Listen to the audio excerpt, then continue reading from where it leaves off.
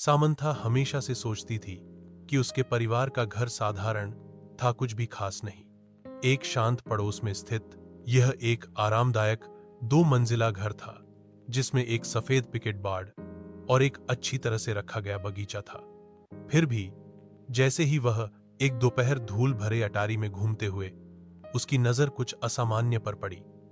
दूर कोने में भूली हुई पेटियों के ढेर के नीचे उसने फर्शबोर्ड के नीचे छिपा हुआ एक संकीर्ण ट्रैपडोर देखा। जिज्ञासा उसे उत्सुकता हुई। वह घुटनों के बल बैठी और उसे खोला। नीचे स्थित छोटा सीढ़ीदार रास्ता एक धुंधले बासी सुरंग की ओर जाता था। दीवारें पत्थर से बनी थीं और एक हल्की ठंडी हवा अंदर से फुसफुसाती हुई प्रतीत होती थी। दिल धड़कते हुए सामंथा सावधानी से उतरी, उसकी टॉर्च अंधेरे को चीरती हुई। सुरंग उसकी उम्मीद से कहीं अधिक लंबी थी, जो पृथ्वी के नीचे मुड़ती और घूमती थी। वह हिला नहीं सकी। उसे यह महसूस हो रहा था कि वह अतिक्रमण कर रही है, कि कुछ उसका इंतजार कर रहा है।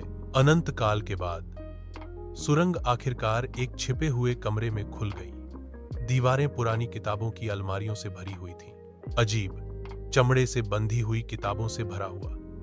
कमरे के केंद्र में एक पुरानी मेज धूल भरे कागजात और पत्रिकाओं से घिरी हुई थी। जैसे ही सामंथा दस्तावेजों को पढ़ रही थी, उसके हाथ कांप रहे थे। रिकॉर्ड। डीएस ने मना किए गए अनुष्ठानों और गुप्त समाजों के बारे में बात की। उसके परिवार का नाम बार बार लिया गया। जितना गहरा उसने पढ़ा, उतना ही उसे एहसास हुआ कि उसके परिवार का इतिहास काले रहस्यों से जुड़ा हुआ था। रहस्य यह दफन रहने के लिए था।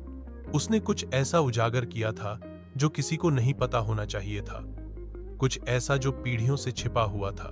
जैसे ही खोज का भार उस पर पड़ा, उसने सबसे हल्की आवाज सुनी। उसके पीछे से आवाज आई, एक फुसफुसाहट, धीमी और ठंडी। वह अकेली नहीं थी।